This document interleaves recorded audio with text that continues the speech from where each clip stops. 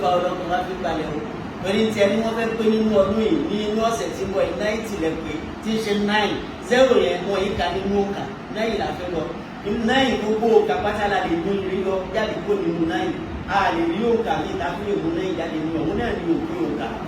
nọ́mbà bẹ̀rẹ̀ láti wá kó parí sí 9 9 sì ni òun ní finish òun ní ìgbẹ̀yìn nọ́mbà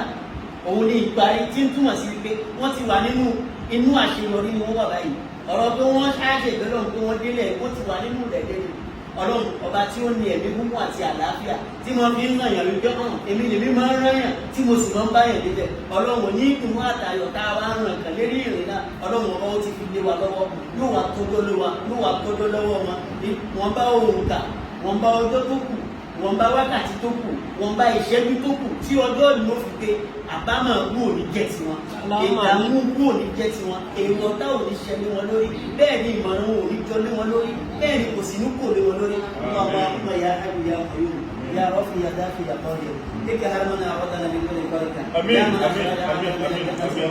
ويا من ضرائب الشفاء ويا من جعل اعداء موسى ونجاه ويا من رفع انسان السماء ويا من جعل يونس لباس الروس واخرجه ويا من جعل ما نقول من سبحان الجنى ويا من سلم ابراهيم من ارنا سدلنا من كل فضل ولا حزن ولا هم ولا دم ولا ضر ولا شر ولا فقر ولا مرض ومن كل ذي الشر ومن جميع مصائب الدنيا الاخره يا ارحم الراحمين ويا من اخرج يوسف من نعمه الجود والسلام الحسنى يا قديم الإنسان لسانك القديم لسانك القديم لسانك القديم يا الداعي يا قويم يا كريم حسبنا الله ونعم الوكيل حسبنا الله ونعم الوكيل حسبنا الله ونعم الوكيل ونعم المولى ونعم النصير وأي بيتنا هذا ربنا وسالنا يقول وأنت أرحم الراحمين فاستجبنا له وكشفنا ما به من كل واتينا وأعطاه ومثل معه رحمة من عندنا وذكر العابدين اللهم من أعداه فعديه ومن كاده فكده ومن باد عليه بهلكة فأهلكه ومن نصب له فاخا فخذ به أو حرف له فرقا فسكن عليهم أو كانوا فيها اللهم ارفض حدهم وكلا عبدهم واجعل تدميره في تدبيره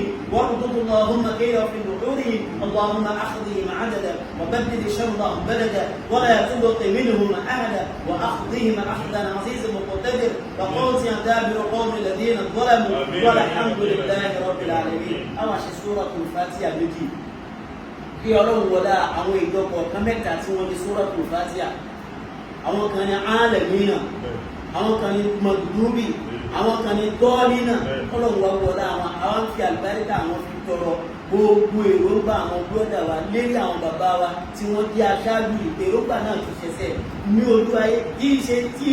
í ṣe ṣíṣe kan tí ó pamọ́ déyìí tí ọlọ́run ó fi hàn sójú ayé gbé hàn ọlọ́run ti dójú tètè ọlọ́run ti dójú tòkùrọ̀ ọlọ́run ti dójú kòkùrù yẹ̀jẹ̀ bẹ́ẹ̀ lọ́lọ́run ó ṣe ní ẹ̀ ọ̀rọ̀ bismillahir rahmanir rahim arrahmanir rahim maliki yawmiddin iyyaka na'budu wa iyyaka nasta'in ihdinas siratal mustaqim siratal ladzina an'amta alayhim ghayril maghdubi alayhim waladdallin amin bismillahir rahmanir rahim alhamdulillahi rabbil alamin الرحمن الرحيم مالك يوم الدين إياك نعبد وإياك نستعين اهدنا الصراط المستقيم صراط الذين أنعمت عليهم غير المغضوب عليهم ولا الضالين